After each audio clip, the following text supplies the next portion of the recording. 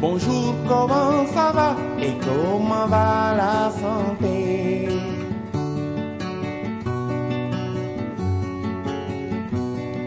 Bonjour, comment ça va et comment va la santé?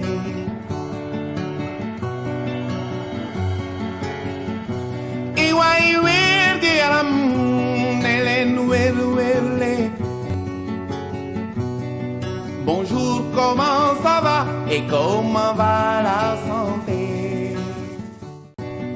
Bonjour, comment ça va et comment va la santé?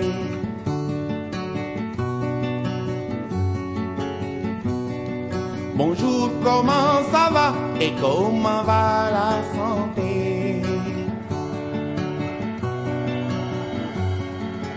asalaamaaleykum suñu mbokku téléspectateur auditeur internaute Asfiyahi radio télévision Malel Badou ñi ngi ma dellu siwaat ci dimanche gi di leen ñaanal yàlla jàmm di leen ñaanal yàlla yiw di leen ñaanal yàlla sutura ñun ñëpp yàlla ñu ko yàlla bool defal ci barki yonent bi sallallahu alayhi wa sallam ñu dellu siwaat rek ndeysaan dugaat ci santé mentale duggoon nañ ci keroog dimanche bi passé ma amoon lu ma leen ci waxoon ne leen en prélude de leur journée internationale dina am ay série d'émissions yuñ ci def tey nag ma dellu siwaat ci di leen wax rek la ma leen waxoon keroog ne leen ñoo ngi ci suñu biir bëri nañu eux ce sont les malades mentaux en errance wax la way laago yi nga xam ni amuñu dëkkuwaay yu fu ñu dëkk ñi ngi ci mbedd mi ils font partie du paysage urbain néew na looy dox te tasewoo ak ñoom ils mangent dans les poubelles et dorment à la belle étoile wax nañu ko waxati ko wax nañu ba tàyyi ni leur place n'est pas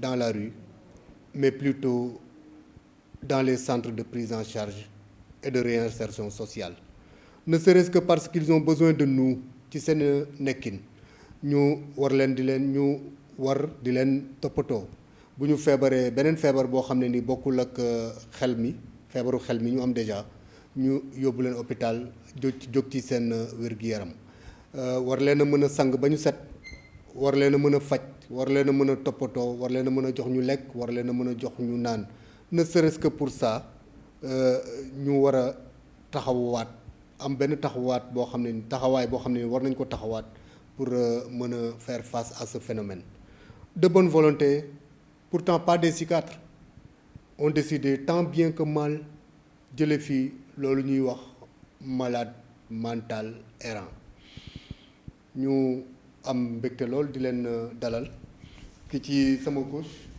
ñu koy tuddee monsieur Ibrahima Seck président association Help in Clean Mind dimbalante ak raxas xel basé à Dakar ki ci sama droite monsieur Abouba président association pour la promotion de la santé mentale basé à Mbour ñu war a waxtaan mag sama gan ñi ci benn thème boo xam ne maa ngi ko wax ñoo ngi ko tuddee quelle solution pour les malades mentaux en errance Abouba maa ngi lay ziara di la dalal. maa ngi lay delloo ziar vraiment d'abord asalaamaaleykum wa rahmatullahi taala wa barakatuh vraiment di remercier yow mi nga xam ne monsieur Gningue depuis lundi ba léegi yaa ngi may woo pour invitation bi moo tax ñu dagg suñu yitte yëpp vraiment pour ñëw teewee plateau bi di nuyu waa Sénégal di nuyu àdduna bi yëpp. Ibrahima Seck maa ngi lay dalal di la présenter sama auditeur téléspectateurs yi. salaamaaleykum wa rahmatulah ñu ngi jaajëfal ñëpp di nuyu ñëpp di la jaajëfal yow ñuy dalal tey fii franchement di nuyu auditeurs yi ak ñi ñuy déglu ñi ñuy seetaan ñëpp ñu ngi leen di nuyu di kontaan lool si teew bi teew fii tey jërëjëf. waaw kon maa ngi ci seen biir tey di am jaaxle comme yéen ni ngeen ko defee di wax rek ni le Sénégal est l'un des pays des poids lourds de l'économie de la sous-région ouest africaine. Une plaque tournante pour l'investissement étranger et le tourisme. Mais une partie de l'économie en plein essor, ñu tuddee ko Sénégal émergent, n'a pas entraîné d'augmentation des investissements dans la santé mentale. Car les ressources sont concentrées aux malades physiques tels que le paludisme, aux maladies physiques telles que le paludisme et le VIH. lan ngeen di plaider pour que santé mentale gis ci boppam. waaw merci beaucoup xam nga loolu vraiment débat la boo xam ni dafa mérité ñu poser ko au Sénégal parce que boo xoolee feebaru xel maladie chronique la parce que maladie la boo xam ni dafa yàgg nit ki mën na dem sax ak nit ki ba à vie donc loolu dafa war a tax askan bi d'abord mooy les élus locaux députés yi collectivités locales yi mën a xeex pour que santé mentale vraiment nekk loo xam ni lu ñuy mën a fulaal lay doon parce que boo xoolee pourcentage santé mentale au niveau du ministère boo xoolee 2% la ministère de la santé division santé mentale moo fa nekk te division santé mentale pour man war nañu am lu gën loolu parce que feebar la boo xam ni feebar la bu chronique donc vraiment askan bi yëpp war nañ mën a xeex loolu. sëriñ bi. waaw kon ni ko grand boo xam ne monsieur Ba franchement dafa nekk loo xam ne dafa nekk tout le temps actualité la ndax it maanaam dañ ko war a gën a fulaal ndax ku ci amul mbokk tawat am nga ci xarit wala nga romb nit ci mbedd mi waaw ñaare nag waxuñu ku nekk ku gis muy nekk ci mbedd bi rek daal dafa anam tawat mais ñoo daal loolu dañ ci war a jukk ndaxte santé mentale dañ ko war a gën a fulaal ci parlementaire yëpp franchement waaw ndax comme ni ko grand bi waxee ministère de la santé moo fa nekk te loolu rek dafa montrer pourcentage bi ñu am foofu ni ñu leen sàggane donc ñu war leen a gën a jox maanaam seen gëdd ba pare def ci fulla waaw ndaxte aspect bu doy waar la ci réew mi ci lu ñu war a taxaw. dégg naa ñu ne 3,5 millions francs en le division santé mentale di jot est-ce que loolu mën na ci dimbale mën na ci def politique am ni mu waree. man pour man sax ça n'existe que de nom pour man ça n'existe que de nom parce que boo xoolee année bi lan la division santé mentale def lu mu war a def ëpp na trop par rapport à l'offre parce que boo xoolee feebaru xel surtout ñu tey thème bi nga joxee mooy ñu nekk ci mbedd mais dafa bari te lu ci gën a bari mooy jigéen ñi dangay xool ay jigéen ñoo xam ne ñu ngi ci mbedd bi mais sa yaram day daw te pourtant doo gis kenn koo xam ni waxuma la sax autorité yi mais doo gis benn dëkkandoo bu nekk à côté bu gis kenn ku feebar jéem ci dara te ñun vraiment war nañ mën a def tout parce que ren boo xoolee thème mu santé mentale journée bi mooy investir sur la santé mentale dafa jot tey askan bi yëpp mën a investir ci santé mentale parce que fléau la boo xam ni bu doy waar. Monsieur Seck, comment comptez-vous aider les malades mentaux en errance quand on sait que les structures de prise en charge 14 lañu te 14 yi sax ci 8 régions rek lañ nekk ci Sénégal. bon en fait parce que comme ni ma wax rek ndaxte au-delà de ça sax dama gis ni investissement humain dafa war a njëkk ci loolu parce que avant nga yóbbu ki nga xam ne moom nga yóbbu si prise en charge kooku daar ñu leen soxla des solutions idoines yu gaaw ndax dañuy romb le malade mental comme xam ne mu nekk pour sonn li ma gis mooy ñëpp ñu am sensibilité déjà sensibilité am yëg-yëg bañ leen a marginaliser di leen bàyyi xel comme xam ne koo gis ma nekk sa wet nga coytu ko parce que nag ñaare nekkul malade mental yëpp ñooy ànd ak seen sago ndax it approche du yomb mais ñu jéem pour jàppale ndax bu ñu jéemul du sotti il faut ñu jéem et puis ministère de la santé ñoom it ñu def si li si war ndax méritu nañ ko budget yi ñu si budget di si bàyyi xel comprendre nga parce que comme ni ko maanaam bi waxee ren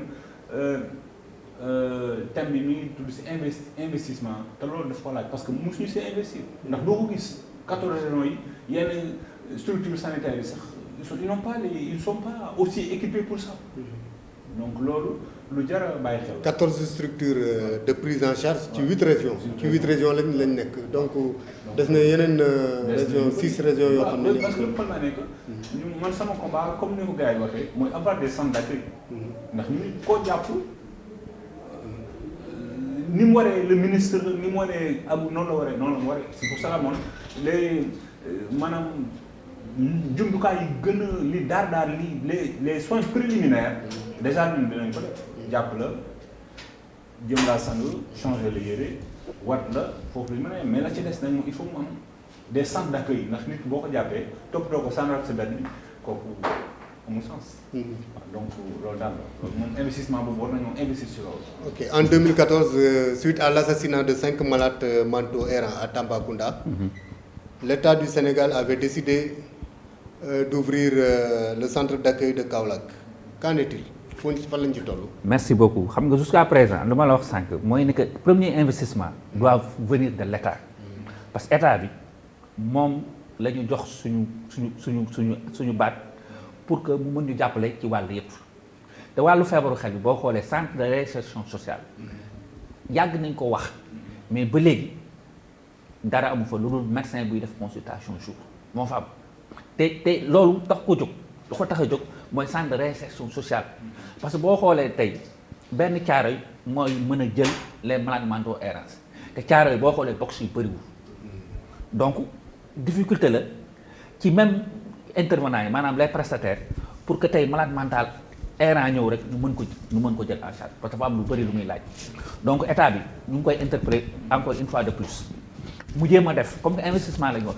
chaque département waxuma la chaque ville mais chaque département mu indi fa un médecin psychiatre boo xam ne day def consultation jour ñun nag Mbour on a eu la chance depuis ay années yu passées ñu def ay plaidoyer ba le ministre a compris affecté ñu un médecin qui fait des consultations jour mais nu mu amee Mbour noonu la war a amee Tamba noonu la war a amee Matam Tamba am na mais loolu la amee feneen ak feneen parce que da ngay gis benn malade boo xam ne day jógee dañ koy jëlee de Tamba jusqu'à Dakar pour traitement psychiatrique et ce qui n'est pas normal.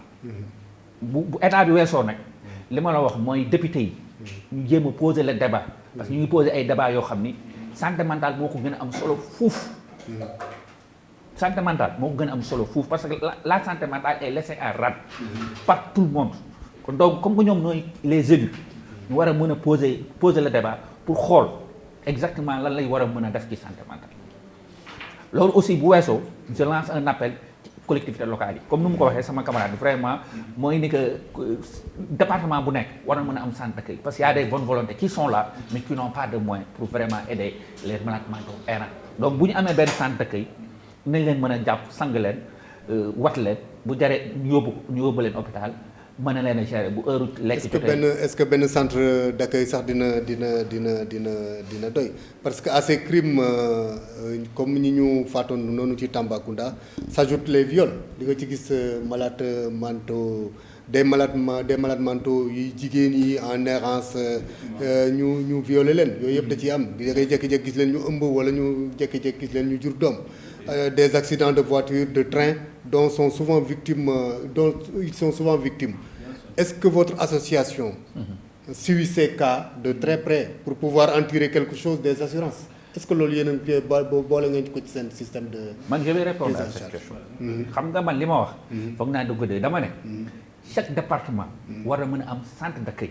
parce que boo xoolee Sénégal avec vraiment division santé mentale bu bees am nañ benn politique bu bees maanaam fexe ba créer benn réseau.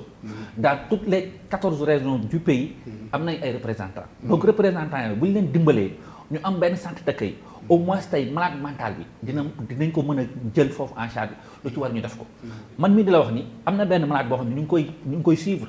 nekkul sax Mbour mais ci département bi nekk elle est presque à terme. jigéen la elle n'a même pas 20 ans ñu violé ko xamoo kat moo ko violé. xam nga famille bu diminué la malade mental errance la. donc pour te dire que problème yi ci santé mentale. dafa bëri mais mouvement associatif yi ils ont beneen problème pour vraiment dérouler leurs activités. parce que tey boo xoolee boo waxee ci santé mentale gars yi duñ la sax fulaal. et ce qui n'est pas normal. voilà. léegi ak seen association bi fi ma jëmoon mooy ak seen association bi tey war ngeen taxaw ba nga xam ne nii reconnaître nañ leen déjà parce que vous travaillez avec le ministère de la santé. Via la direction de la santé mentale. dama wax ne nit ki par exemple bu defee accident de la circulation. am na loo xam ne nii ay mbokkam bu ñu ko toppee. mun na dem ba yegg fonds de garantie automobile parce que accidenté de la voie publique la. fonds de garantie automobile ñu dem ba ay mu am ay ndàmpaay yoo xam ne nii assurance dañ koy jël di ko jox ñooñu. est-ce que yéen seen association bi prévoir na pour jël loolu en compte. bien sûr parce que loolu nag moo sabab ñëpp comme ni ñu wax mbooloo mooy doole. ñu dajaloo si benn réseau bu ñuy wax. Reposam. Parce que Reposam moo ñu permettre ñu am assurance boobu. parce que c'est directement relié par le ministère de la santé. donc si biir loolu ñu ngi koy saytu bu demee noonu. te ñu ngi ci relire ay textes parce que boo xoolee soit moom mooy trésorier Reposam. man je suis le chargé des relations extérieures. effectivement li nga wax nii. bàyyi na si xel te ñu ngi koy càmbar. déjà il y a un cas de malades mentaux qu'on a qui a gagné le prix fële. Tamba côté Tamba ba ñu koy maanaam. ñu koy suivre ñu koy suivre. très bien donc loolu wan na ni sunu kuréel boobu mi ngi siy saytu bu baax. voilà c'est très bien pourtant amuñu assurance boobu mais comme dañoo booloo wéeru ci Reposam moo ñu may assurance boobu. magnifique maa ngi leen di gis ngeen di dox ci mbedd mi di jël ku ngeen gis muy dox. te amee jàngoro xel ngeen jàpp ko yóbbu ko wat ko sangu ko solal ko yére jox ko mu lekk jox ko mu naan bu laajee mu dem hôpital est-ce que ci liggéey boobu ngeen xam ne nii yéen a ngeen ko léegi mu nekk un travail très noble que je salue que tous les Sénégalais d'ailleurs saluent est-ce que loolu yéen sentir ngeen ci fi ngeen dëkk individuellement ku nekk collectivité bi nga xam ne yaa ngi fa dëkk est-ce que sa maire yëg na ni yéen taxaw ngeen ci loolu ak les autorités locales. bon yaakaaruma ko nag parce que yaakaaruma ni yëg nañ ko ndax it kenn fekk wuñ si ndax boo xoolee buñ delloo si ginnaaw li tax ñu ko doon def ñun daanaka on le fait plus de depuis 2016 ans mais on le faisait en bénévolat comme nee nañ yàlla subhanahu wa taala ni ku nekk li ngay liggéey si nga jaamu yàlla comme on fait le bâtiment on est dans l'architecture fu ñu am chantier fu ñu fa gisee ku xelam matul ñu jàpp ko sangu wat noonu lañ ko doon jàppee ba suñu jege ñaale yi ne lii da nga koy pérenniser loolu moo dem ba ñu créé ko si association. comprendre donc loolu lay demee mais daal santé guñ leen si. oui mais il faut une reconnaissance d'abord locale. bien sûr dem seeti maire. dem nañ ñëpp voilà wax leen seen maanaam dem nañ si foofu yëpp wax leen fi yëglu nañ. yëglu moom def nañ ko. waaw mais woo leen seen activité. bien sûr war nañ te bu ñu demee on a comme on a un algo. dañ leen woon suñu activité yëpp tout récemment rek lors de la Tabaski. nga xam ne ñu si bëri dañuy gérer fête bi on a vu nécessaire que les malades mentaux tam dañ si war a bokk. on a fait des collectes ba fexe ba on a donné plus de 35 malades mentaux. jour Tabaski pour ñu sant seen bopp. Fallou Sylla mi ngi lay jàppale. waaw merci beaucoup foofu laa bëggoon a tontu. xam nga d'abord ñun notre association est née en 2009 reconnue par l'État et tout ce qui s'est fait en santé mentale depuis 2009 on est impliqué. donc boo xoolee ministère de la santé jamonoy Diagne Fada ñun ñoo njëkk a délocaliser journée mondiale santé mentale indi ko Mbour. donc ñun côté ministère de la santé on n'a pas de problème. mais problème bu ñu am mooy côté suñu collectivité locale. suñu collectivité locale jàppale wuñu yàgg naa ko wax te dama koy waxaat tey wax naa ko ba tàyyi nee naa fu ñuy mën a jàppalee ñi nga xam ni bon contre ma ko nawetaan exemple ma joxe la rek parce que c'est très beau football am de subventionner les équipes nawetaan mais fu ñuy mën a subventionner les équipes nawetaan war nañ fa mën a subventionner ñi nga xam ne yëngatu ci wàllu santé dans le cadre on a fait comme ni ma la on a notre récépissé dem nañu demaat mais dañ mujj dem ba bu ñu réunir groupe bi dañuy ne bureau bi dañuy ce n'est plus la peine ñuy dem ay mairie pour ay subvention lu ñuy def comme nu mu ko waxee sama camarade Seck jàmmu yàlla moo ci dugal ñu ci nekk ñëpp c'est des pères de famille reconnus et qui ont leur travail qui travaillent on essaye de créer le cadre de sensibiliser essayer d'aider dans la mesure du possible ñun chaque année journée mondiale santé mentale même au-delà même journée bi nga xam ne moom la ministère def ñun dañuy def beneen journée maanaam dañuy def 3 jours avant 3 jours après ci manifestation dañuy jël journée boo xam ne consultation gratuite la indi au moins 3 ba 6 médecins jëlee leen Dakar indi leen Mbour ñu gérer leen seen lekk seen naan per diem bi sa ministère ñooy négocier ak ministère bi jox leen seen per diem ñu wut ay médicaments ay bonne volonté parfois PNA mooy pharmacie nationale d'approvisionnement ñu may malade yi garab bu garab yi desee ñu jox ko le médecin bi nga xam ne mooy def consultation pour que cas social bu ñëwee ñu mën ko jox ñun c'est comme ça que noonu la ñuy dérouler mais nag ci biir loolu dañuy def ay campagne de sensibilisation moo tax ren ñu ne comme que journée mondiale santé mentale dañ ne investir s'unir autour de la santé mentale et investissons ñun on a ñu ngi bëgg am beneen méthode de travail mooy faire une campagne de sensibilisation faire une campagne de sensibilisation pour xamal ni que nit ñi que feebaru xel am na fi mu ngi fi. ça ne doit pas être un tabou maanaam warul mën a nekk lu ñuy nëbb lu ñuy war a nekk lu ñuy weer. te plateau technique am na fi. maanaam tey ku feebar bu demee ci service psychiatrie yi di nga fa fekk ay médecins yu ko mën a faj. déjà loolu lu baax la kon loolu ñun ren loolu lañu gën a accès suñu communication incha allah. ok d'accord mais à part leur handicap mental il se peut qu'ils présentent des symptômes d'autres maladies comment vous faites pour les convoyer à l'hôpital bu ñu feebaree beneen feebar ñu mooy les malades errants là. waaw en fait comme on dirait parce que. comme am boo amul support. c'est l'investissement humain. par exemple am nañ si benn anecdote benn malade mental bu ñu doon suivre presque 5 mois mu xëy benn jour ay 23 heures ñu 5 ko. futteeku ba set di bërëm bon en fait ñu jël ko dem si structure sanitaire yu bëri kenn ñu ne du ñu faj ko xale mat. tu as vu. nanguñu ko sax la. c'est pas normal. jusqu'à 4h49 du matin. on a pu aller à l'hôpital psychiatrique de Thiaroye. ñu fa accès ñoom dañ ko xool mais il faut que ma ko fi fanaan. donc on a notre travail parce que leen ci jaamu yàlla aussi. comprendre bi ñu ñëw foofu te ñun on devait être à Thiès à 8h. on est obligé yuuxu le malade mental. ne ko yow franchement loolu tudd ak foo dëkk parce que on était amuñu woon benn espoir franchement. après par la jour la ñu wax fu mu dëkk ñu dem fa ba ay bi ñu fa demee comprendre que c'était trop tard mu mujj faatu. tu as vu. comprendre c'est vraiment triste. franchement bu ñu ko yéembaloon loolu ñu xam ne si biir structure sanitaire yëpp pourquoi pas ñu bàyyi fa espace les malades mentaux si lañ bokk.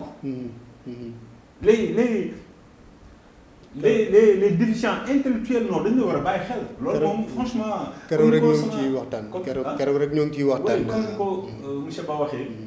les députés loolu dañ ko war a plaider loolu dafa war a nekk franchement structure sanitaire yi fi nekk yëpp parce que wax naa ko keroog nee naa leen ñii faj ñi nekk si hôpital psychiatrie ñoom dañoo am chance. mais ñi mooy faj dëgg mooy ñu nekk si mbedd yi nga xam dañu leen di tiim sang leen war ba pare ñun la ah kon man nit la. wala nga xam si nga sang nit ba pare mu war a di la yegg. waaw lay ah oui di la doon ay kees ay wala nga wax kenn mu la teg na la fonkal sa waajur. ni ma def nii franchement kon man nit la wala nga da ngay jàpp nit. def ak moom pare mën na da nga yaakaar ne gaañ nga ma de waaye yaa ngi may faj. donc loolu daal la lu mat a bàyyi xel surtout sanitaire daal war nañu ubbi seen bopp ngir képp ku ñu gis si mbedd yi ñu mën laa accueillir ndax it si leen bopp. ok léegi bu ngeen jëlee kenn ku nekk ci mbedd mi mu tawat ngeen yóbbu ko hôpital ñu faj ko bindal ko ordonnance après ordonnance yi yéen a koy jënd. waaw ñun on a eu cette expérience depuis très longtemps te ñu ngi koy am. comme ni ma la wax am na benn malade errant boo xam ni récupéré nañ ko il avait presque la 50aine yaramu neen ci mbedd bi suñu chargé de communication ànd ak doomam muy jàngi benn exemple laay joxe rek. xale bi gis ko yuuxu am problème carrément ndax nu mu gisee waa ji ci mbedd mi. copain bi woo ma saa si ne ma lii waruñu ko seetaan. première chose bu ma def dama ne ko amul problème nañ bàyyi bi ñuy def yëpp jéem a gérer loolu ñu dem préfecture papier d'internement ndekete amoon na ay bonne volonté sax yu bëggoon a dox ay jéego yàlla nag jaarale ko suñu loxo avec vraiment jamono yooyu division santé mentale professeur Aïda Sylla moo fi nekk que je salue au passage vraiment elle a beaucoup fait sur la santé mentale donc mu jàppale ñu fële Thiaroye pendant 3 mois gratuite faj ko ñoo fa doon dem de temps en temps accompagnant bu fa nekk ñu koy motiver di ko indil ay yére parfois parce que xam nga avec le traitement c'est pas facile dañuy soxla lu ñuy lekk dañuy soxla lu ñuy naan vraiment y a des bonnes volontés daal ci jàpp ba yàlla def mu tane carrément ñu def ko ci benn télé de la place le lendemain ci la magam benn magam bu jigéen la nekkal seen famille ñaar lañu ci la ko gis ndekete buur sax la dëkk léegi il n'a pas de problème ñu sol ay yéreem même bu defatul yaramu neen il n'est plus agressif donc xam nga loolu vraiment sant yàlla la. sant yàlla moo tax ma ne ren thème bi c'est venu à son heure. d'abord ñu may njëkk a interpréter monsieur Ndiéguène yow ci nga bokk. mooy les journalistes. parce que vous êtes des porteurs de voix. donc il faut yéen ngeen communiquer ci santé mentale fii ba keroog ñuy am lu ñu bëgg. inchallah parce que la santé mentale. est laissée en rade par nous-mêmes d'abord. parce que ngay gis koo xam ne day nekk sa buntu nga nekk ENA nga romb ko. Donc vraiment, je lance un appel. Oui, en dehors du fait que vous les aidez en les lavant, di leen sang, di leen raser, di leen wat, di leen jox ñu lekk di leen jox ñu naan est-ce que ci seen politique. bokk na ci dimbali leen pour ñu regagner leur domicile. bien sûr parce que loolu sax mooy sabab bi. ndax it lépp lu ñu def loolu moo ci loolu muy bii bi. ok ndax it suñu sañoon bu ñu lay delloo sa kër. day doon du nekk anam ba nga fa génnee. si biir loolu politique bi nga wax ñun loolu mooy suñu biir ndax for nañ si nit toppatoo ko sànq ko yóbbu ko seen kër. ñu jàppaat beneen nit toppatoo ko sànq ko di ko jéem a réglé ba mu xool ay parents si saa si mu faatu. mais comme moom si biir waxtaan bi doon waxtaan ak moom doon wax ah man de bëgg naa gis samay parents ndax gis ma faatu yàlla def waa hôpital bi d'accord suñu wax ñu gardé ko lu mat 15 jours. après si lañ gis seen bopp loolu yëpp nag ku ma sànq tey war la dama ne dugal sama plateforme parce que comme j'ai une page Facebook moi je travaille avec fa laa yow dugal diw neen nii la tudd tak dugal naa ko mi ngi si page Facebook bi et les partages moom noonu lay demee donc am na ñaari nit yoo xam si delloo nañ leen seen kër am na kenn ku si noppalu te si biir loolu politique boo leen def kuñ sañoon daal bu ñu la jàppee sang la war la dañuy fexe xam sa kër parce que suivi la donc bu ñu la sàngee sànni si mbedd bi dootu am sens loolu daal le temps que nag ñu am centre d'accueil ndax bu ñu amoon centre d'accueil dafa leen loger ba gis seen bopp c'est ça. Est-ce que votre association a procédé à un recensement des malades mentaux ngeen xam ñaata lañu xam seen position ci yan localité lañ nekk parce que defe naa pour utal leen fu ñu nekk ñoom ñëpp il faut ngeen xam exactement ci fan la ñu nekk ak ñaata lañu. waaw xam nga d'abord. ci kees damay rejoindre mon ami. mooy ni que bu ñu ne faj baax na trop. mais lu ci gën a am solo. mooy retour. à la famille ñun on a eu à le faire ay maintes reprises depuis très longtemps on a même eu.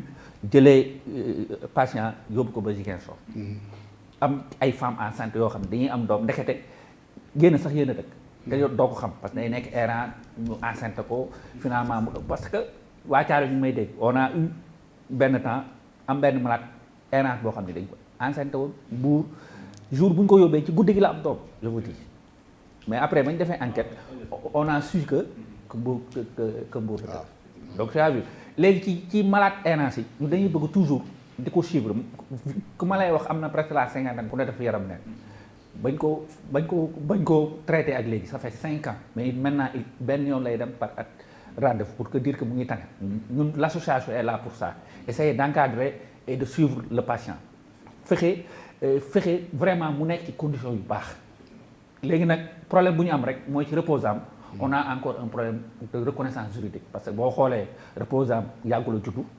ñu ngi ci yaa ngi gis yi image defe naa c'est que yow la de sa association yi yaa ngi ko fekk ci mbedd mi di ko jox loo koy da nga defe naa da nga koy jox pour mu lekk waaw parce que bi c'était à propos de sama campagne bi wax tabaski pour tous parce que tabaski dañoo fexe maanaam jumtukaay xare yu demee ndax ñëpp dañuy dem tabaski suñu kër ñoom si mbedd yi nag ñu toggal leen daal di wër di leen kii daal ndeysaan di leen ko jox daal di leen wër di leen ko jox te bokkuñu fu ñu nekk de da nga doon wër ak sa bañ ñëwee suba tabaski la nuit laa def le tour daal leen ni recensé ku nekk xam fu nekk fi mu nekk ku nekk nga xam position waaw gis nga kii yaa ngi koy jox yére pour mu sol waaw te li si garaaw mooy kii bu nga ko joxee yére pare après yére yu tilim bi moo ko yóbbul boppam si poubelle bi ci poubelle bi waaw ndeysaan comme moom déglu wolof à chaque fois bu fi jëndaan thank you la lay wax waaw donc kii ko jàpp mu dem c'est ça waaw gis nga bon vraiment c'est un travail noble boo xam ne ni moom vraiment war nañ leen ci mën a dimbale bu baax war ko mën a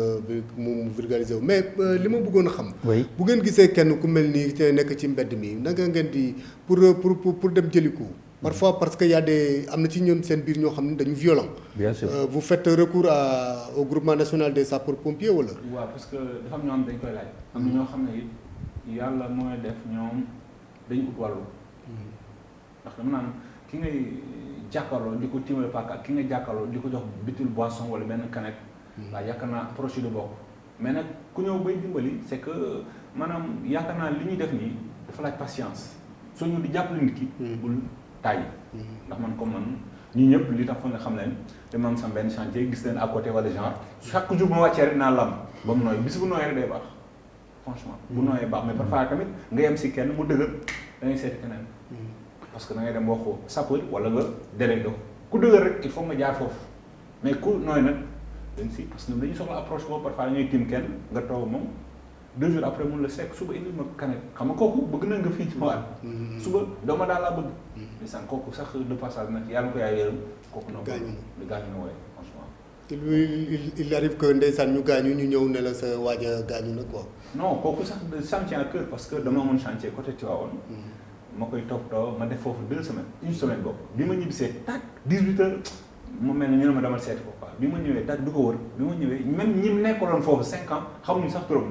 ndeysaan mu ñëw ñu ne sa grand frère gaañu na parce que il pensait que sama grand frère la. oui ndax ni nga koy toppatoo. oui parfois dama fa ñëw bàyyi guddi bi ma toogee mënuma sekk waaye guddi na de wala boobu comprendre teew ñoom xamuñu sax turam bi ma ñëwee ma ne an sama waay ñoom faat na ma ne loolu nu ma nekk une semaine.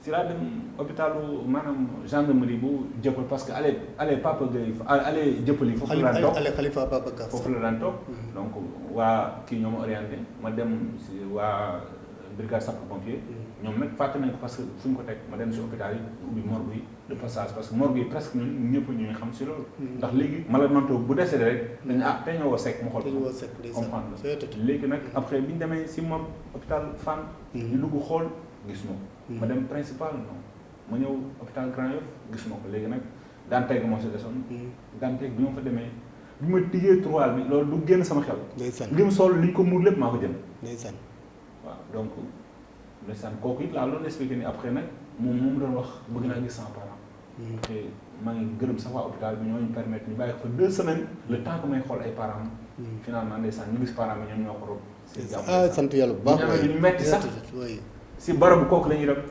waaw recueil oui parce que dafa am ay affaire yoo xam ne nii nag. dafa bokk si man daal ndeysaan. waaw ndeysaan les proches sont les premiers sont les premiers démissionnaires quoi. waaw c'est ça loolu la mais ñoom tamit il faut les comprendre ils ont sombré dans le désespoir.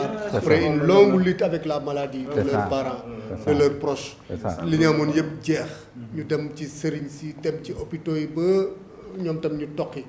waaw finalement xam nga. donc mais bu ñu gisee ñu mel ni yéen ñu leen di jàppale xam nga ni lii les images parlent vraiment d'elles-mêmes. waaw les images parlent d'elles-mêmes gis nga ndeysaan yaa ngi ko jox rek mu dem toog ci trottoir gis nga. tout ça sont des bouteilles yoo xam ne ni jox ngeen leen ko. oui parce que bouteilles yi tamit je partage waa Casamance dañoo gis may def lii rek. ñu ne ma dañuy jàppale ay bouteilles ndax it malade mentaux buy naan du gis fenn loolu dañu koy fàtte. parce que d'ailleurs sax man wóoruma ko mais j'ai initié chaque mois y a une journée.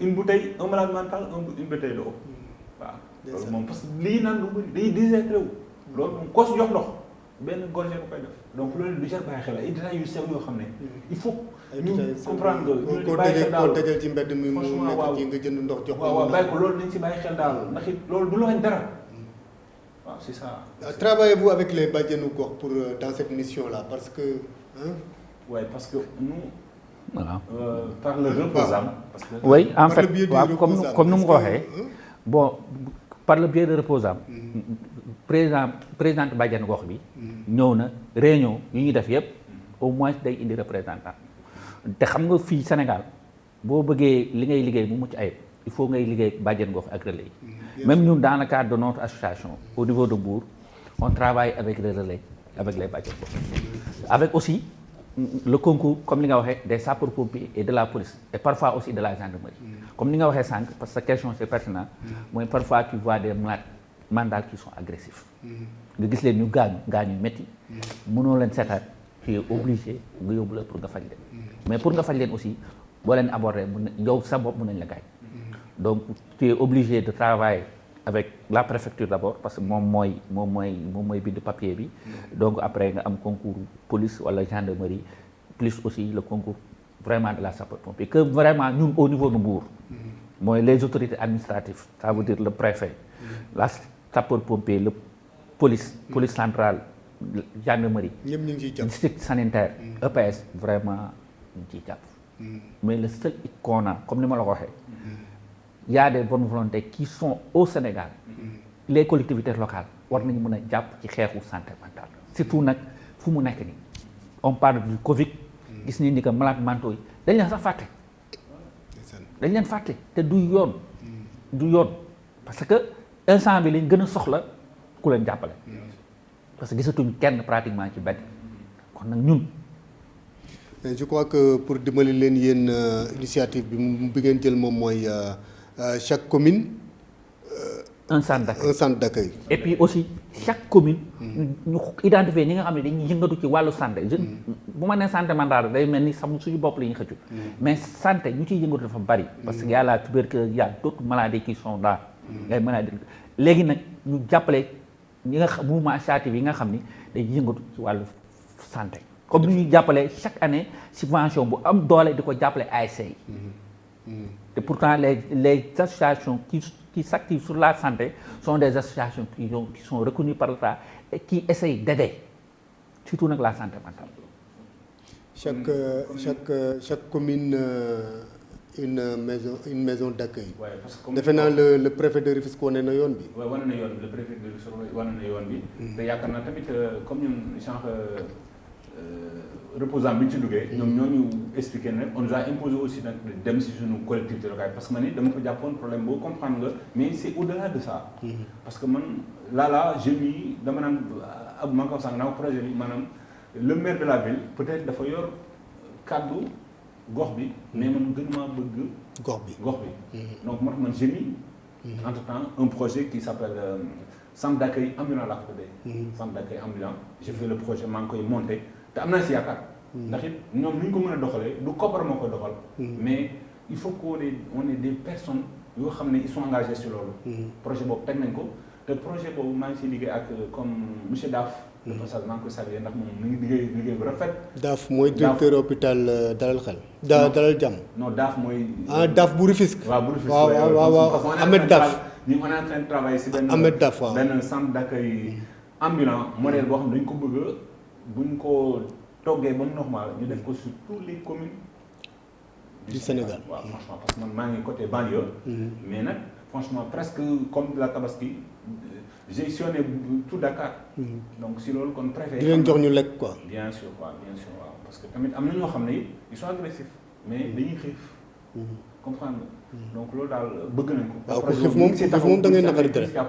ku xiif moom da ngay naqari deret. waaw ku bëgg nañ ku ñu si jàppale moom projet boobu moom ñu ngi koy toog muy centre d'accueil pour les malades mentaux centre d'accueil am. ok Alaaji Ibou Ba. Abou Ba. oui. ci seen yow yaay trésorier bu association bi. donc ci seen biir association bi. est-ce que di ngeen di waxtaan ak nit ñi di dem ci ñoom di leen sensibiliser sur les malades mentaux yan trouble mentaux ñoom ñoo am pour ñu ciy bàyyi xel ak yu demee noonu parce que parfois léeg-léeg nit day ñëw hôpital buy ñëw hôpital day fekk tardé na. ndax yàgg na feebar nanguwul feebaram moom ci boppam ay mbokkam nanguwuñu feebaram. léeg-léeg nga gis tamit benn xale ci mbedd mi muy jëfandikoo sinébar wala yu demee noonu. ay parents di ko nëbbal moom ci boppam mu koy nëbb. est-ce que yéen a ngi bàyyi xel yéen réseau bi bu ngeen bëggee parce que seen liggéey bi pour mu yomb ñi ngeen ramassé bu ngeen leen yóbboo fenn ba ñu nekk ba casé leen. defe naa du ngeen bëgg nag continuer di ramasser ti ñeneen te loolu pour mu am il faut ngeen sensibiliser nit ñi ci maladie mentale. waaw merci beaucoup xam nga sànq dama la wax d'abord foofu laa waroon njëkkee mooy présenté wu. man maay Yero Sidou Ba moo nekk ci carte d'identité bi. mais ñun Haalpulaar yaay day tuddee papa tuddee Abou moo gën a siiw. donc je suis le président de l'association pour la promotion de la santé mentale qui est basée à Mbour. donc léegi nag beneen casquette la amaat mooy au niveau de Reposam. man maay trésorier au niveau national. mais au niveau de notre association depuis très longtemps ñu ngi def ay sensibilisation dans les médias. comme ni ma la wax octobre ñun bu ñëwee du ñu am jàmm même au-delà même d'octobre rajo communautaire yi dañ koy occupé di sensibiliser nit ñi parce que wax naa sànq ci sama biir wax feebaru xel feebar sax en général waruñu ko nëbb dañ ko war a weer parce que boo ko weeree dina mën a faju te li ma la wax feebaru xel tey fii Sénégal ci wàllu médecine moderne daal parce que man médecine traditionnelle gawuma ko parce que tey sëriñ si boo demee sida sax dañ leen ne mën nañ ko faj fekk dañuy lekk sa xaay wax nga ko sa biir wax tey balaa malade bi di dem Thiaroye wala Fann day fekk famille bi jeexal loolu mooy indi abandon mais man je suis pas d'accord même ci abandon bi parce que même nit ki boo demee ba faj sa rakk wala sa mag nga dem ba li nga am yëpp jeex bonne volonté yaa ngi fii boo ci waxtaanee da nga gis xëy na koo xam ne war na la mën a dimbali pour que li nga bëgg mu am donc feebaru xel fii Sénégal dañu war a vraiment def campagne de sensibilisation moo tax ñun ren suñu combat nekkatul def ay consultation le 10 consultation baax na gaa ñu ngi dimbale ay nit mais campagne de sensibilisation ñun lañ bëgg a def avant et après pour wan ni que nit ñi fii Sénégal on a de bons médecins le plateau technique est là maanaam boo demee Fann boo demee Thiaroye boo demee Dalal Xel bu Thiès wala Fatick wala Tamba wala Dimkore boo demee Ziguinchor am na ay médecins yu fa nekk boo demee Mbour am na médecins yu fa nekk mais aussi dafa néew parce que tey boo demee Fouta amul médecin 38 rek lañ waaw xam nga loolu dafa doy waar te boo xoolee feebar xel wax nga ko dafay gën di bëri parce que Sénébar bi drogue bi tey rek nee nañu Koungheul la xaw ma jàpp nañ fa benn camion bu yeb yàmbaa bu bëri donc feebaru xel instant yi dafay gën di bëri parce que lu koy causé dafa bëri moo tax ñun ñu ngi ciy waxtaan nit ñi surtout nag même Covid bi après Covid bi ak Covid bi da ngay gis ñi nga xam ni dañuy tàggoog seen sago tey buñ ma quarantaine wala man ma amee Covid mais am na nu ma koy jëlee. bien sûr dafay tourner ci feebaru xel. moo tax ñun ñu ngi def ay campagne de sensibilisation. on a là essayé avec les prestataires maanaam les spécialistes essayer de trouver les bons messages pour mën ko jox askan bi. Ok. Parfois ils viennent à l'hôpital très affectés et dans leur dernier retranchement. Est-ce qu'il vous arrive yéen ak expérience bi ngeen am ci seen biir est-ce qu'il vous arrive nga xool nit rek xam ne kii moom bien que ay mbokkam gisuñu ko waaye yéen gis ngeen ni war na jege psychiatrie. waaw parce que comme ni nga ko waxee parce que reposant si boppam instant bi nii on nekkul kuréel boo xam ne dafa manque association yi rek mais si biir loolu chaque semaine presque dañu am séminaire de formation si wàllu vidéoconférence. parce que man j'avais pas aussi expérimenté sur loolu bu njëkk jàpp sang war daa def mais loolu fi mu toll nii ñu ngi koy jàngal on a des psychiatres on a des cardiologues loolu lépp am nañ ko si association bi donc loolu parfois docteur Mariétou Diop ci la bokk cardiologue ci la bokk bien sûr waaw qui fait un travail remarquable docteur Mariétou Diop qui fait un travail moom elle est dynamique moom très dynamique moom loo ko woo moom da ciy dem ba jeex yéenay desal waaye moom du social très social non seulement nga baal ma foofu dama lay dog non seulement docteur Mariétou dafay jël dooleem mais day jël poosam di ci def. loolu moom du ko boole ak kenn. am naa si waaw parce que jóge Mbour ba fii. parfois ñu woote ba Thiès mu dem donc loolu moom am naa solo. bon man tamit ci laa bokk. ci association bi laa bokk. léegi Moussa tamit ci kii Omar Fall tamit ci association bi la bokk. waaw donc Fann prend annuellement 1542 malades Thiaroye 2030 par an. loolu du doy de ci santé mentale. non doyul et puis le problème nekk xam nga loolu ñu am possibilité ñëw. rek la parce que y a des familles diminuées comme ni ko sama collègue waxee léegi. genre am na ay pourquoi pas détacher ko si yeneen régions yi. loolu moo ëpp assurance et puis parfois man jóge naa fii yóbbu malade mental ba Koumpentoum. franchement parlant te kooku day leer ni léegi. bu fekkul woon ma foree ca Tambacounda. waaw comprendre te mus instant bu fekk ma nekk ma dem sax kaw la. comprendre mais tënk rek comme nangu naa wax li si am chance kay mooy nga daje malade mental ba mu nangoo wax. mais am na ñoo xam ne ay mots la ñu doon. comprendre mais ku si nangoo wax moom loolu chance la mais buñ ko décentraliser si régions yi dana am solo. mais bu Kaolack bi moom fu mu toll sànq maa ngi ci doon waxtaan. bu Kaolack bi nee naa la fu mu nekk nii. ça n'existe que de nom looloo fi nekk. tur bi moo fa nekk centre de réinsertion mais dara amu fa benn médecin moo fa nekk buy def consultation point. Ibra Seck moo fa nekk. Khadim waaw je crois. waaw Khadim Bamba Seck waaw. Khadim Bamba Seck vraiment c'est un bon médecin. mais il faut gars yi teg ko ci condition yu mën a liggéey. xam nga ñun Sénégal loolooy suñu problème. dañ lay jiital mais duñ la jox loo mën a liggéey te santé mentale jot na tey ñu jox ko gëddam non dafa jot. moo tax il faut population bi ñëpp. à mon nom propre il faut ñëpp jóg pour que santé mentale le président man je lance un appel à Macky Sall pour won ni ko feebaru xel bi de jour en jour day gën a doy waar lu ci gën a doy waar ñun ren Covid bi moo tax defuñu ko mooy def sensibilisation sur la drogue dans les écoles parce que boo xoolee léegi xale bu ndaw ngay gis muy tux cigarette jigéen je te dis cigarette après cigarette lan la yamba après yamba lan la drogue la moo tax il faut problème ñu poser ko jéem a sensibiliser population bi ci loolu mais loolu aussi y a des bonnes volontés qui sont là mais il faut que ñu comme ni ma la wax jox leen ay moyens ñu yox aussi foofu aussi maa ngi ciy interpellé le ministre de la santé. mooy ni que mu recruter ay médecins psychiatres parce que y a des médecins psychiatres qui sont là qui sautent. nañ leen jël yóbbu leen ci département yi yóbbu leen ci hôpital yi. Thiaroye tey les médecins sont débordés nañ ko wax man dama koy wax. parce que man moom bu ma toogee plateau fii metti foofu laay wax. maanaam bien sûr góom boo bëggee mu faju da nga ko xolli. Thiaroye les médecins sont débordés. parce que ils sont trop de malades man damay dem Thiaroye. pas plus tard que lundi laa fa jógee tey am na kuñ fa yóbbu mais ñeneen ñoo ko yóbbu parce que dafa ci mbedd mi la nekkoon feebaru xel la amee. da ngay dem parfois de 9h à 16h ngay gis médecin te pourtant médecin yi duñu toog dañuy nekk di liggéey suba ba ngoon jot. Je salue docteur Nabir de passage Nabir Ndoye Aminatou Nabir Ndoye. waaw ce qui n'est pas normal ils sont. defe naa moom ba léegi moom moo nekk division 3.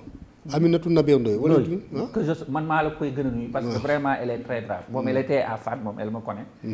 mu jógee fa dem Thiaroye vraiment ñoom ñëpp nag ñoom may mun a jëy tous les médecins Nabir sama xarit la may mun a jëy Youssou Gueye moo nekk à la pharmacie moom tam je le salue de passage moom tam un homme très social. voilà ñu ngi liggéey comme la voilà médecins yi. gàcce nga laa ma ñoom ñu ngi liggéey bu mucc ay mais il faut ñu mettre leen ñu renforcer équipe et puis ñu mettre leen ay conditions yu baax motiver leen ba aussi nit ki boo bëggee mu liggéey da nga koy mettre ay conditions yu baax motiver ko parce que ñu ngi motiver yeneen corps yu bokkul ak ay médecins rawatina nag ay médecins si cadre. dama naan franchement parlant ceux qui sont au ministère xanaa ils sont pas sensibles parce que yeneen direction santé mentale dañ ko war a favoriser parce que yëg-yëg la quoi.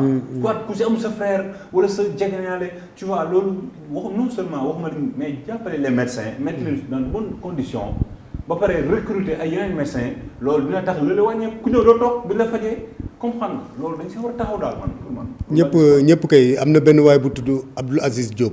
defe naa je crois Sandaga la nekk Dakar en tout cas il est à Dakar waa ji boutique am la yor daal magasin la yor di ku ko romb rek ku ko benn malade mental bu ko romb rek mu woo la boo ñëwee mu xool boo waree watu mu jox yóbbu la nga watu jëndal la yére nga sol mu jox la lekk nga naan amul fu mu yóbbu kenn mais moom mi ngi ciy jàpp. mais loolu c'est de bons exemples. c'est pour cela nag nous saluons suñu projet bi mooy le centre d'accueil ambulant ndax comme xam ne yow boo amul sax ni ki nga il faut leen garder mais di nga wàññi métier bi sang leen wat leen jox leen seen médicament ñu dem chaque semaine ñu jaar. bien sûr waaw parce que dañoo jooytu centre d'accueil ba sonn. non ñun pour cela ñun moo tax on l'a mis ñu def projet boobu franchement ñoo ngi ci projet bi franchement bu si amee nag bu si amul on va essayer d'avoir des partenaires à l'étranger. bien sûr bien sûr moom kii bu taal bu taa tàkk. non defe naa noonu la ko waxee. wala nu nekk lañ koy ëppee waaw su ko defee ñu jàpp rek yàlla mën na def mu ñëw xaj na sax ci le 10 bi di ñëw ministre bi bu ñëwee dina leen wax loo xam ne nii dina ay réalisation lay doon santé mentale. en tout cas foofu sax laay wax parce que man wax naa ko Guèye il faut ren journée mondiale santé mentale ñu marqué journée bi c'est vrai que y a le Covid waruñu def ay rassemblement mais war nañu mën a quand même toog avec les intervenants jéem a quand même invité bailleurs de fonds yi ñu mën a investir ci santé mentale parce que jot na tey vraiment ñu investir ci santé mentale parce que santé mentale problème la au niveau du Sénégal problème la parce que tey ku amee feebaru xel xamoo sax foo ko yóbbu boo demee Thiaroye pour ñu jël ko casse-tête la bëgg nañ ko nag Thiaroye vraiment man je les salue directeur bi personnel bi c'est des braves mais problème de place mooy posé wu tout le temps te boo xoolee c'est le seul établissement public qui est ici au Sénégal yu mën a jël ay malades mentaux errants moo tax ma ne mais à Thiaroye y a de l'espace pourquoi mënuñu état bi mënu si jàpp ñu defaraat yeneen loolu laa wax loolu laa wax franchement parce que le problème est que kii sa wax na ko sànq maanaam fi ñuy dugal seen budget mais loolu da see xaj te loolu man damaa gëm ni je fais pas la politique mais jàmm yàlla la. waaw man daa xam lu ma jaaxal mooy ñaari hôpitaux yi fiy jël yi nga xam ne nii am nañu vocation psychiatrique yëpp am nañu espace boo xam ne mën nañu ko exploiter dolli ay bâtiment dolli ay kii mais aussi yéen ci seen jëmmi bopp. ci seen mairie si boobu mun ngeen war a ngeen mun waxtaan seen organisation bi ku ci nekk fa nga nekk yéen ñëpp ngeen àndandoo président beeg ñoom seen association bi yëpp àndandoo dem au niveau de la mairie gis maire ne ko nous voulons un local pour vos malades mentaux errants. merci xam nga man. foofu aussi naa fa sawar a tontu. comme ni ma la ñun dañuy déclaré woon sax ci yenn démarches yi. mais ren dañu amaat beneen démarche. parce que dañ ne ñun ren suñu démarche yëpp campagne de sensibilisation. te campagne de sensibilisation foo ko war a njëkkee mooy ci say wewu tànk. bien sûr maanaam say dëkkandoo. collectivité locale bi. la préfecture. et l'EPS et le district. L'EPS mooy hôpital Grand Mbour ñun on est en partenariat avec eux depuis 2008. donc avec le médecin comme ni mu ko waxee Seck on a un projet ren pour que vraiment ci def campagne de sensibilisation ci wàllu malades mentaux errants yi. xool aussi même ñi nga xam ni ñoom ñu ngi seen kër yi. doon dem hôpital dematuñu hôpital lan moo tax ñu xam nga c'est des problèmes. c'est des problèmes. c'est des problèmes. bien sûr te yooyu war nañ ko poser. donc on a vraiment des projets. sur ça léegi nag dinañu gisaat jox ko le collectivité locale mooy le maire Fallou Sylla moom foo ko woowee. problème audience moom aw moo ko ak moom. tey moo ko soxla woon léegi. mën na ma recevoir mais problème bi mooy finalité bi. et on espère peut-être bu ñu waaw. non Fallou man maa la koy waxal man maa lay wool Serigne Fallou Sylla. voilà waxal ko ne ko les malades mentaux errants dans le département de Mbour am nañu ku leen fa nekkal koo xam ne ni yow dong lay xaar pour nga jàppale ko pour mu am fu mu leen casé. xam na ma bu baax. loolu koy du ci yéex xam nga lu tax du ci yéex. parce que moom nga koy defal. loo xam ne moom moo ko waroon a def. yow bu gisee yow nga koy defal kay du warul taxaw nga koy laaj. n'est-ce pas. de même que yow Aliou Sall fu mu toll ci yow. non man Aliou Sall parce que audience ba léegi. waaw moom amoo ko ak moom. Aliou Sall wax dëgg fa yàlla moom aw ma ko ak moom. te it bu ñu ko amoon dina baax. man maa lay utal audience ci Aliou Sall. defal ko pour moom lañ koy defal comme ni nga ko waxee. waaw te bien sûr. ñoom ñoom ngeen di liggéeyal ñoom yéen li ñu waroon a def. yéen a koy def à leur place donc. particularité dafa xaw a garaaw parce que on laisse pas on est en cheval entre Pikine et Guédiawaye. bien sûr ki nga gis ni sànq Pikine ak Guédiawaye parce que Pikine laa jóge dem Guédiawaye. te bu may def loolu damay jóge Pikine def Guédiawaye chaque semaine noonu laay def. est-ce que. donc ñaari maire yooyu bu ñu jàppale woon rek. ak le. mooy Timbo. waaw Timbo. ñooñu bu ñu jàppale woon rek. recevoir ñu ngir defal ko seen bopp franchement ñu jàppale ñu si loolu quoi boo defee ñu taxaw ci loolu ndax loolu ñun parfois da ngay toog sax yow kenn gis benn malade si mbedd bi ñëw rek ne yow gis naa la fee de. surtout dans notre page Facebook. ndeysaan gars yi ñuy taggee ku gis malade mental da ngay taggee Ibrahima Seck. kaay waxal si diw point sangam. nga jóg dem comme xam nga dugg.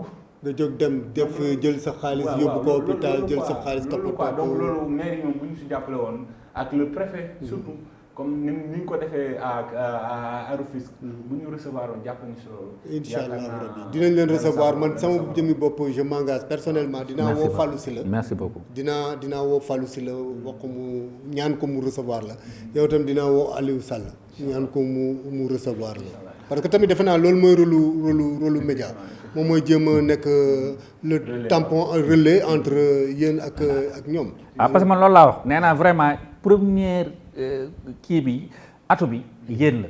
parce que yéen a mën a jàpp ci liggéey bi rek mu dem bu ngeen ci jàppul du dem.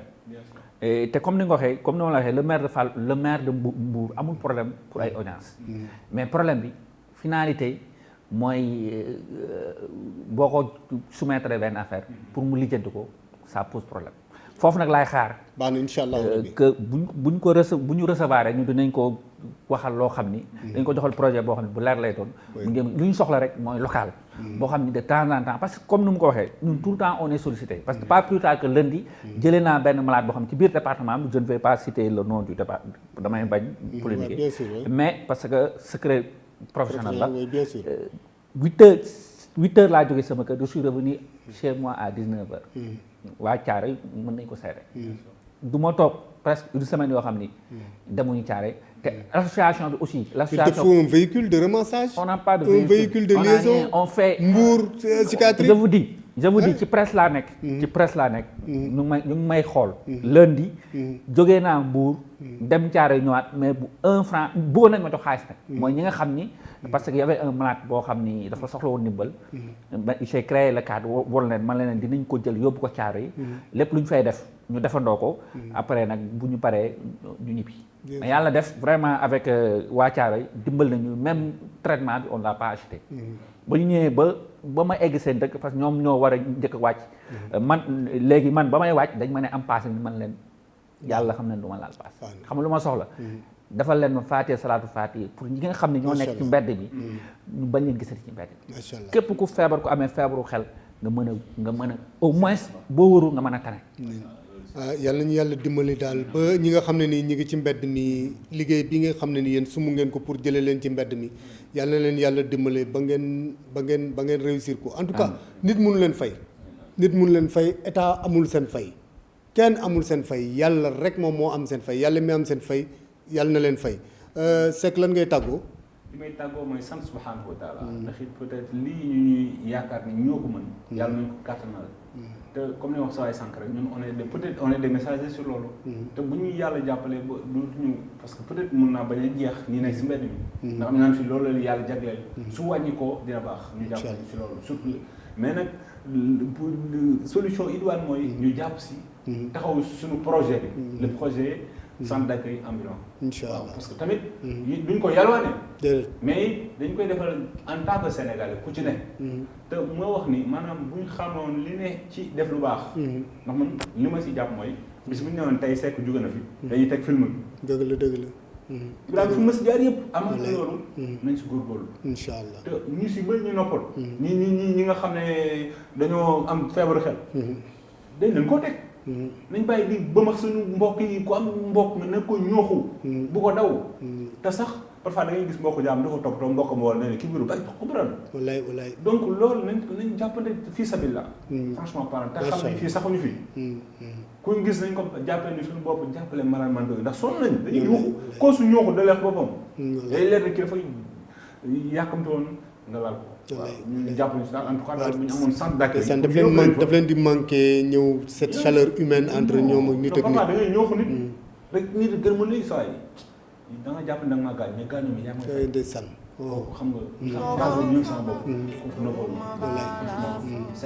Seck la mën na ko fan mën ma lambaatal fii ma non wàcce ko tuuti foofu noonu mooy la bonjour comment ça va et comment va macha allah amiin yaa rabbal aalamiin amiin ñu mën a jàppale malade man amiin macha allah kala bu facilité Abou baal ma ko looy tàggoo.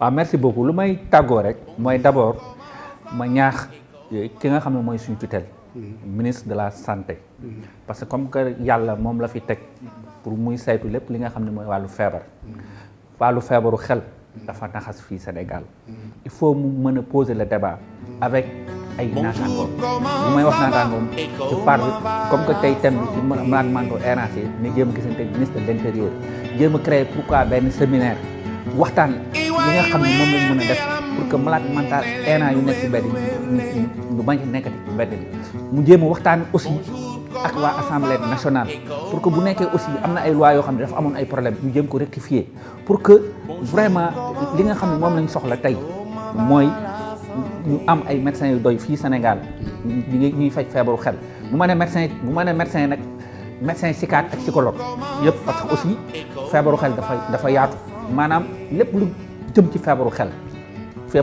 ñu am li nga xam ne mën nañ ko gérer leneen aussi lu ci tegu mooy suñu collectivité locale yi ñu jéem a jàppale ñi nga xam ne ñoo yëngatu ci wàllu feebaru xel vraiment maa ngi nuyu ñëpp sant ñëpp di gërëm waaw gis nga ni waxtaan bi moom liñ ci war a wax yëpp bari na mais on aura l'occasion de se revoir sur le terrain comme je l'avais dit la dernière fois on avait fii lañ dalaloon docteur Khouradia Ndiaye Sy ak seen président Abdoulaye Guèye ñu waxtaan bii di ñëw tamit nañu daje incha allah ak ñoom docteur Locar ak docteur Tine incha allah pour jéem a kii asalaamaaleykum wa rahmatulah taala bon dimanche incha allah. Et comment va la santé?